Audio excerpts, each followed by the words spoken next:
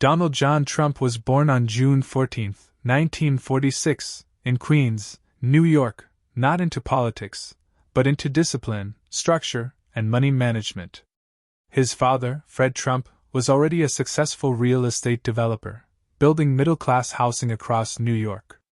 His mother, Marion MacLeod, a Scottish immigrant, brought quiet restraint into a household where performance mattered more than emotion. Here's the part that often gets twisted, so let's be clear. Trump was not born poor. He was raised in a wealthy, privileged family, with access to money, connections, and early business training. He wasn't born a billionaire, but he was born with a powerful head start most Americans never get. Trump wasn't an easy kid. By his early teens, his behavior worried his parents enough that, at age 13, he was sent to the New York Military Academy. That choice shaped him. The school rewarded dominance, hierarchy, and winning, traits Trump leaned into naturally. Classmates later described him as loud, competitive, and intensely confident. He didn't blend in. He stood out. After Wharton, Trump didn't stay in Queens, where his father's business was safe and predictable. He aimed higher and riskier. He went to Manhattan, a place where reputations were fragile and failure was public. Fred Trump had given him capital, backing, and credibility. What Donald added was risk, visibility, and an obsession with attention. In the 1970s and 80s, Trump built fast and talked louder: hotels, casinos, Trump Tower. He didn't just sell buildings, he sold the idea of winning. But the image cracked in the 1990s. Debt piled up. Casinos collapsed. Newspapers openly questioned whether Trump was finished. What saved him wasn't just restructuring, it was reinvention. Trump realized something most businessmen never do: attention could be leveraged like money. He leaned into celebrity culture and turned his survival into a brand. His personal life mirrored the chaos. He married Ivana Trump in 1977. They had 3 children, Donald Jr., Ivanka, and Eric, before divorcing publicly in 1992. The split was brutal, tabloid-heavy, and humiliating. A second marriage to Marla Maples followed, producing Tiffany, then another divorce. In 2005, he married Melania, and they had Barron. By the early 2000s, Trump wasn't just a businessman anymore.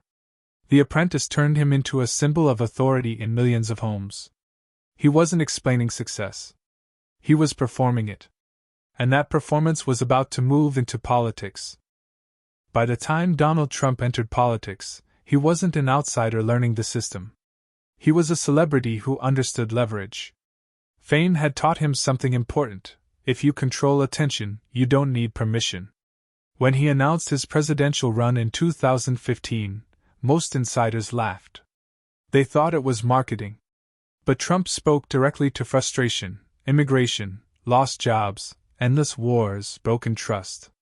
He didn't polish his words. He didn't walk them back. That rawness became his weapon. Once in office, immigration moved from talking point to policy. The travel ban targeting several Muslim-majority countries triggered chaos. Airports flooded, protests erupted, courts intervened. Supporters saw enforcement. Critics saw exclusion.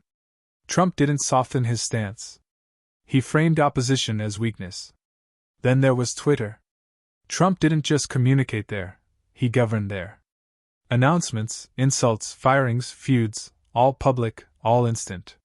He bypassed traditional media and went straight to the crowd. No modern president had ever done that.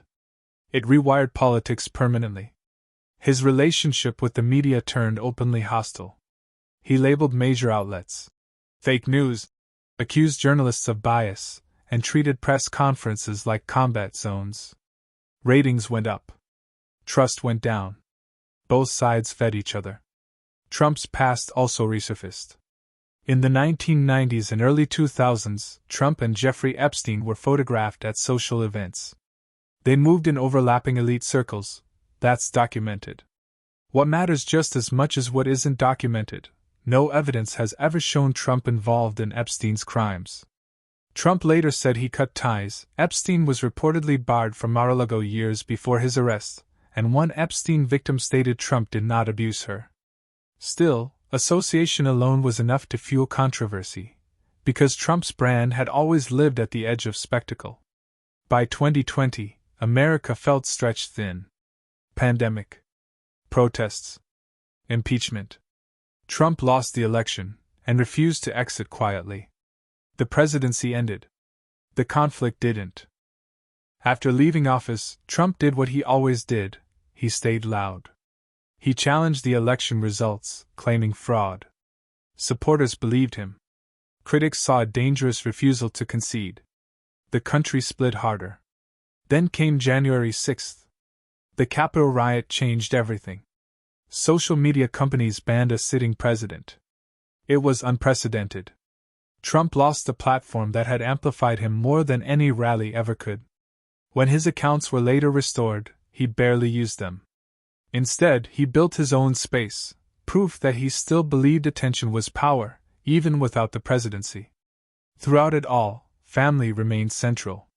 His children, Donald Jr., Ivanka, Eric, defended him publicly. Ivanka later stepped back.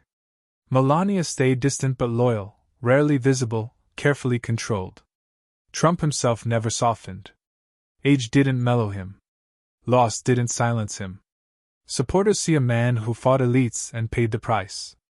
Critics see someone who normalized chaos and contempt. Both sides are partly right, and partly blind. Trump didn't invent America's anger.